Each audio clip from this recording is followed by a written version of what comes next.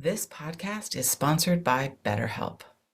After experiencing trauma, I went to therapy, and my therapist guided me through a difficult time in my life. They helped me understand what was happening and provided me with tools to cope and find my own strength and resilience. Their experience and compassion were invaluable and enabled me to rebuild my life and move forward. I strongly believe in the power of therapy to help people through difficult times. BetterHelp connects you with a licensed therapist who is trained to listen and give you helpful, unbiased advice. First, you go to their site. You can use my link, betterhelp.com/resilience. You answer a few questions, and BetterHelp will match you to a professional who has years of experience helping people with struggles just like yours. Let BetterHelp connect you to a therapist who can support you, all from the comfort of your own home. Visit betterhelp.com/resilience or choose podcast, then Notes on Resilience during sign up and enjoy a special discount on your first month. Have to give leaders some grace and understanding that they're human beings. That's what I wanted people to read into this. These are human beings you're talking about. They're not robots. They have feelings, they have problems, they have family, they have kids, all of those kinds of things. And the pressure of being all things to all people is really, really a lot. And that's what kind of makes the leader kind of crumble, really. Hello, and welcome to Notes on Resilience. I'm your host, Manya Chilinsky. My guest today is Janice Brathwaite. She is the CEO and founder of Workplace Transformations. And she's also a certified executive coach. And she uses her skills to help leaders identify and embrace new ways of working and thinking. We had a fabulous conversation about compassion in leadership and a little bit about management by walking around and how that can help leaders become more compassionate. I think you're really going to enjoy this conversation. Janice, I'm so excited to talk with you, and you are starting out our 2025 season. So thank you for being here. Thank you. That's an honor. This year, the question I'm asking everybody as we start is, what's one thing that you have done that you never thought you would do? One of the things that I did was back in early 2000s, I started a little consulting business. I had left the for-profit world and I was going out on my own. And I realized after I started, especially doing the training piece of it, that I really didn't have the passion for it. Oh. I said, well, maybe you'll get that feeling. And I wasn't getting it. And so I said, well, if this isn't something that you feel like you're passionate about, you probably shouldn't be doing it. Oh, I closed the business down and I swore to myself I'd never do it again. And here I am. And here you are. Here I am doing it again. It hit home with me because it really is true. You have to be passionate about what you do to do it.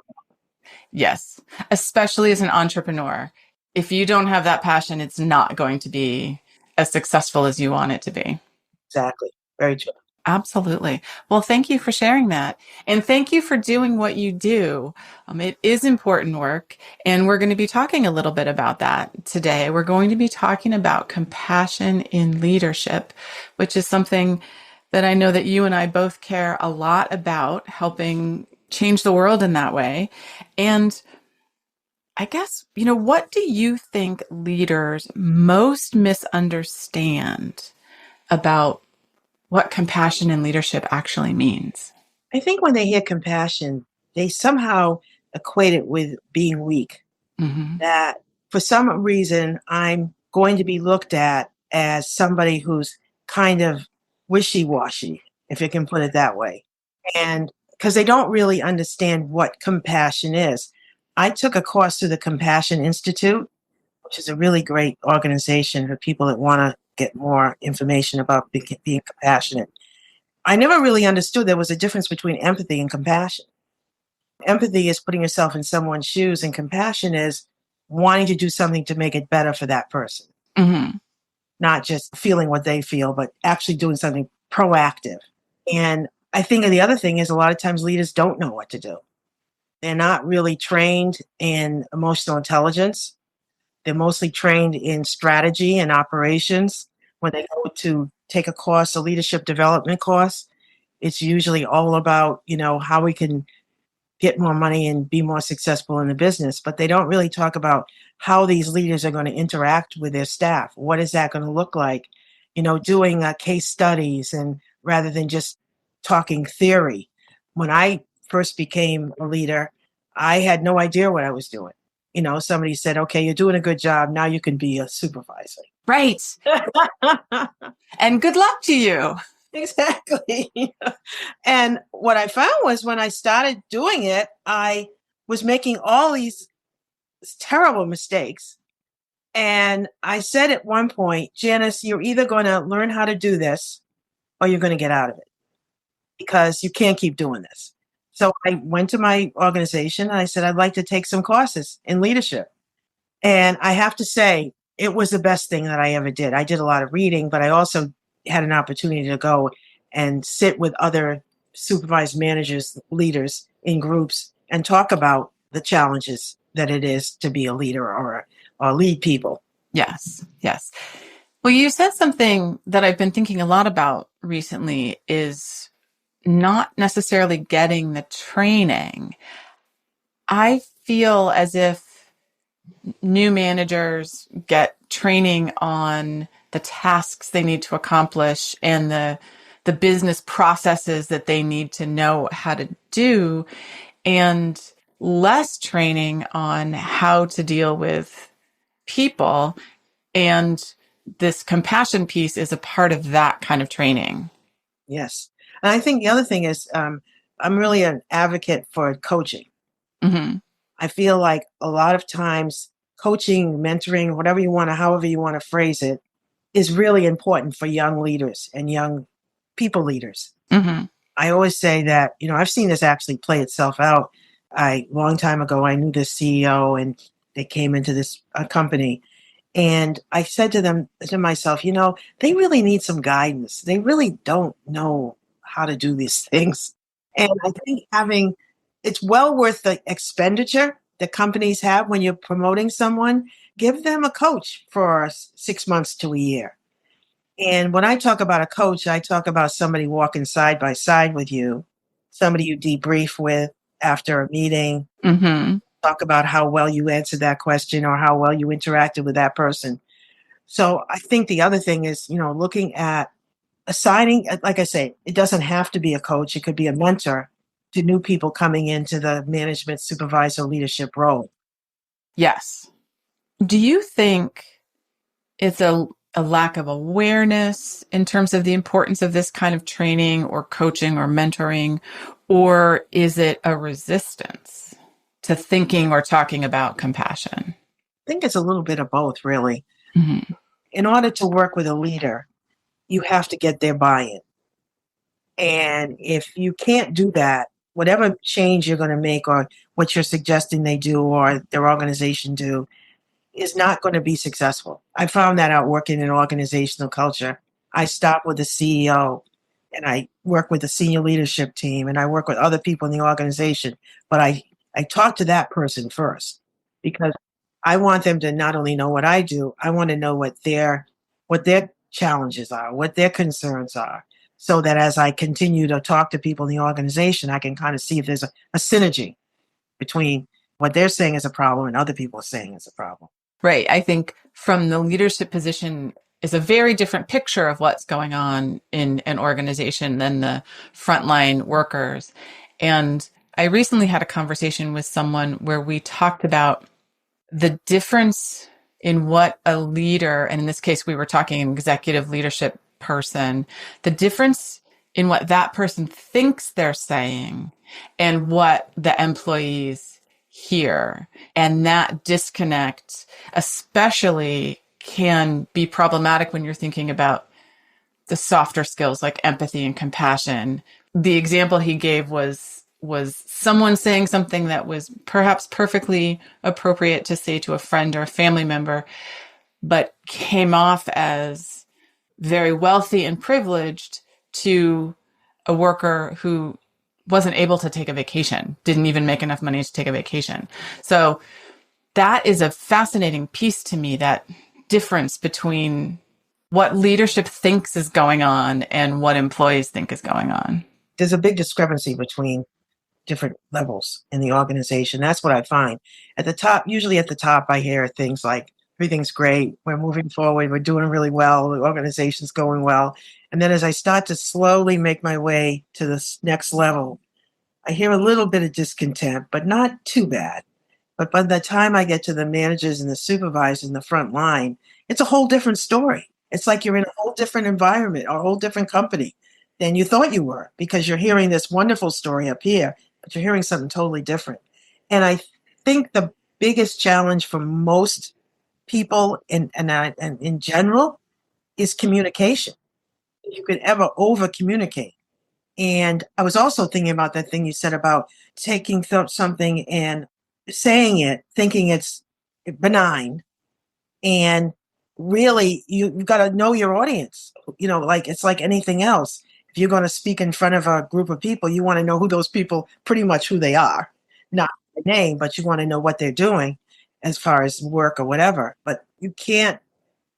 This is such an important subject and such an important thing that organizations like, I was doing some research and I found out that, you can use things like retention and recruitment and looking at feedback from the staff and pulse surveys and things like that to keep your finger on this, because I don't think you can just do it and walk away. It has to be an ongoing thing. Absolutely. I agree with you. And I think there's a desire, as there are for us humans in so many ways, for that one fix, that one pill that's going to help me lose weight, or that one thing that I do one time. And that means the rest of this is going to be the way that I want it. It is an ongoing process. And if we're thinking about this and we're thinking about compassion and mental wellness, what can leaders do to embed that into the culture and have it not be a one-off training? One of the things that came to mind, something I used to do, I worked in banking at one point in time, and I had 70 people in the department. And I used to do, I don't even know if I knew the name at the time, but I did management by walking around. And one of the things I would encourage leaders to do is get up off of that soft desk chair and get out and talk to your people.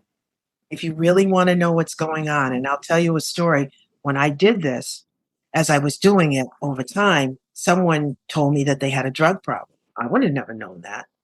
And then so that, we could get them the right treatment and, the right opportunities for treatment. It's amazing. And it's not just going in and saying, hey, how's the job going? It's talking about their family. You see a picture of their family up on something and say, oh, is that your daughter? Oh, how old? And then you start that kind of conversation. They get to know you, you get to know them. And I think it's powerful, powerful. And leaders won't do it. I won't say they won't do it. I think I wrote a newsletter about leadership wellness, and leaders feel like they're stuck in this place that they have to be in all day long, and they can't really get up and do anything else. The phone's ringing. Like the guy in the newsletter that I wrote about, he said that he wishes he had closed his door more often and just had some time to himself to kind of regroup. Because you always feel like you're on the line every minute for decision making and all the rest of that. And so wants this and so wants that. I think that I really encourage leaders to get out there. Get out there and find out what's going on and do it in a way that's non-judgmental. But I think you also have to set the psychological safety piece of this too. Absolutely. You have to let them know that, I'm not here to, I'm here because I just want to get to know you and tell me how things are going. Tell me how you're doing. How do you like the job? Blah, blah, blah. But you have to have that environment where people feel like they can speak up. And there's a lack of a speak up culture in the work world today. There are so many people out there with great ideas, organizational changing ideas, and they're not allowed. They feel like can't say it because it's going to be looked at put down, or you don't really like working here. You're talking about the organization when in fact you're just trying to make it better for everybody. Yes. You've said a couple things I want to follow up on. The one is talking about management by walking around, which I think is so valuable for the reasons that you enumerated. How do we do that kind of management, make those kind of connections when we're thinking about a hybrid environment or a remote environment? What are the challenges leaders face in those kind of environments to building those relationships that are so important? Well, one of the things that always bothered me in the virtual world and hybrid world was when I was supposed to have a meeting with my boss and they would cancel it and move it. Mm-hmm. And if you do that enough times, you send a message that you really don't matter. Everybody else matters. So I think being very intentional about, if you're going to meet with an employee, they understand the meeting reason for the meeting, but that you make that meeting unless something terrible happens and you can't do it. And I think you have to be more cognizant of that. And in a virtual world, people are sitting back and they're looking at you and they're making decisions about everything you say and every move you make. So I think you have to be cognizant of that too, as well. Watching what you say and also watching how you interact with them. Another piece that I wanted to dig into is, we talk about leadership, and that's kind of a general term. We're talking about the executive team, we're talking about managers, and we put a lot of expectations on individuals as they get higher up in the organization. So it's easy enough to sit on the outside and say, leaders need to be more compassionate. And then particular leader may feel, I don't have time to think about X because I've got shareholders' expectations and I've got these other productivity requirements I have to focus on. And it probably feels to some leaders like we're just adding one more thing onto their list of things to do. I think they have to really understand what's in it for them. Mm-hmm. This pressure that they're feeling now, if they maybe did some of these things and were more compassionate with their staff, maybe they wouldn't be so burdensome. Maybe you're carrying all the burden and you really don't need to do that. So people want to know, well, how is this going to change me? You take a course, what am I going to learn? How is this going to affect me? And I think it's the same thing with leaders. You have to really, that's why when I do like organizational culture assessment stuff, I actually have a feedback session with the top leader in the organization to get them so that they're not so shocked by what they might see Mm-hmm. later on. And they can kind of talk about, yeah, I see that, or no, I don't think that's true. But I think you have to really somehow get them to understand that their work is more burdensome than it needs to be because they're trying to be all things to all people and they can't do that as far as work is concerned. Yes. I've seen more people going out on medical leave, at least in the past year or so, than I've ever seen in my career. People taking time off because they just were burnt out. They couldn't do it anymore. And they would go home for 3 months and then come back and walk back into exactly the same place they were in before. So there's a physical component to this too, as far as leaders or staff and how they either with suffering's too strong a word, but suffering in certain ways and not being able to really address whatever needs to be addressed. And that's what usually pushes them out on medical leave. At least that's what I found. Some of it is other things, but a lot of it's more emotional. Absolutely. And we know the connection between mind and body, and the stress that you're under leads to all sorts of medical conditions and mental health conditions. You mentioned earlier psychological safety, which is a term that might be new to some people. I think we perhaps intuitively know what it means, but in terms of an organizational setting, what does that mean and how can that be fostered within an organization? So psychological safety is I believe is about trust, building trust. and which allows people to say and do what they need to get done. So, for instance, I remember not that many years ago that I was having a conversation with a senior leader about a decision that had been made. And the person turned to me and said, "You don't have any idea what you're talking about." Really put me down. Like, you need to sit in your humility. Those were the exact words. Oh, Yeah, I remember them so clearly because it was like, what? And I said to myself, well, there's no psychological safety here because if I got this senior leader, actually CEO, saying this to me, then I'm just going to keep my mouth shut because obviously I'm going to get in trouble. right. Somebody told me I'm a disruptor, and I think I've always been a disruptor. I don't like the status quo, and I'll question when I think, something's not quite right. You're not built that base of trust. And if that leader had said to me, well, Janice, I see some of your points. Why don't we continue this discussion and see maybe there's another way to approach this? It would have been a whole different ballgame. Right. You wouldn't even remember that conversation, probably. No.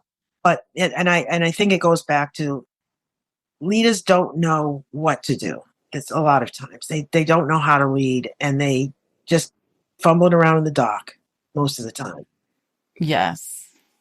I think in some ways, most of us are just fumbling around in the dark most of the time. And we know we're fumbling, but we somehow expect other people to have it all together. Yeah, that's true. You have to give, that's why I wrote the thing about well being, because you have to give, along with responsibility, you have to give leaders some grace Yes. and understanding that they're human beings. That's what I wanted people to read into this. These are human beings you're talking about. Yes. They're not robots. They have feelings, they have problems, they have family, they have kids, all of those kinds of things. And the pressure of being all things to all people is really, really a lot. And that's what kind of makes the leader I don't say kind of crumble, really, when they feel like I have to be all things to all people. Yes. That's an impossible position to be in for anyone. And what metrics or other indicators could organizations use to measure whether they really are compassionate and they're really building a culture of wellness? Well, I actually had to do some research on it because that was a really good question. And I had not thought about metrics around compassion. But one of the things they talked about is look at absenteeism. Mm-hmm. If the absentee rate is dropping, that could be an indication that whatever the compassionate things that you're doing are working. Also, retention. Look at your turnover numbers. If your turnover numbers are starting to decrease, there's another clue that maybe there's something different about this thing that we're doing right now. So we need to keep it up.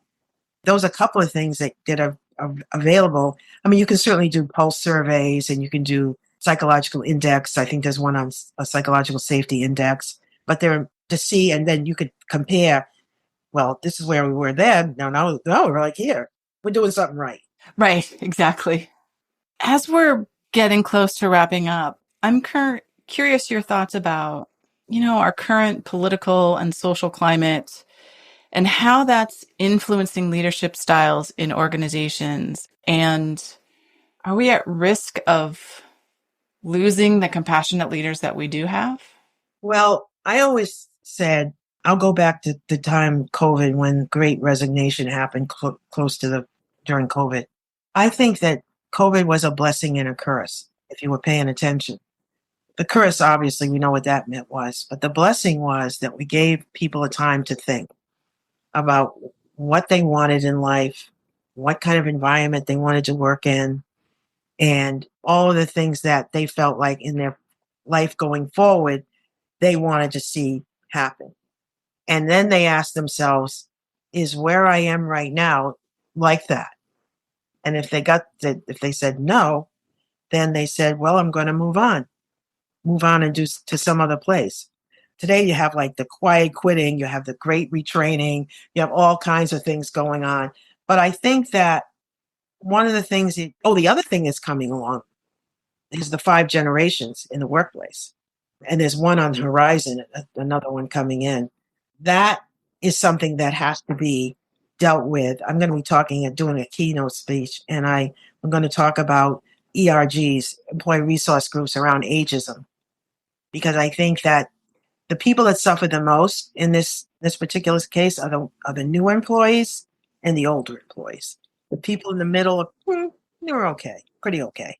So, I mean, there's lots of things really need to be looked at. And again, doing good training that's impactful for your leaders, including the compassion piece of it, but the emotional intelligence piece of it too. I've done a little emotional intelligence training, and I've been surprised at, I've done it with doctors. I've been very surprised at times that they didn't touch that in medical school. We don't do a lot of that training anywhere in our education system in general. We rely on individual families to have taught this, and we don't all know how to do this stuff. So it's disappointing, but it's not surprising to see some of the challenges with emotional intelligence when we're looking at folks in leadership positions.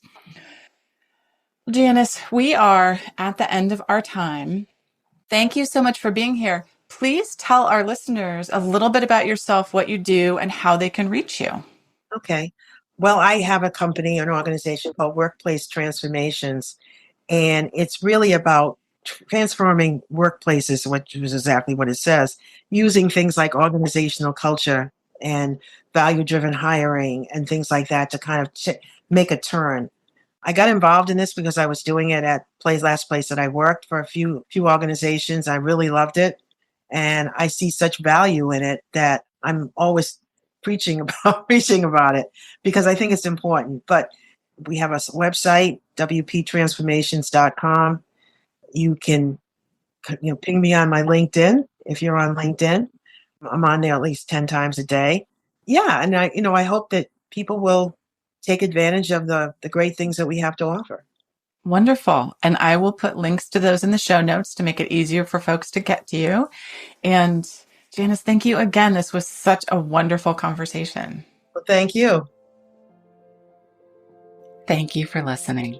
I'm Manya Chilinsky. I help organizations analyze their culture, focusing on building environments where well-being and resilience can thrive. Through this process, we identify areas for growth, develop strategies, and create the necessary changes to build healthier, more supportive organizations. If you're ready to make a change, I'd love to connect. If you haven't already done so, please subscribe, rate, and review the podcast on Apple Podcasts or your listening platform of choice. It really helps others find us.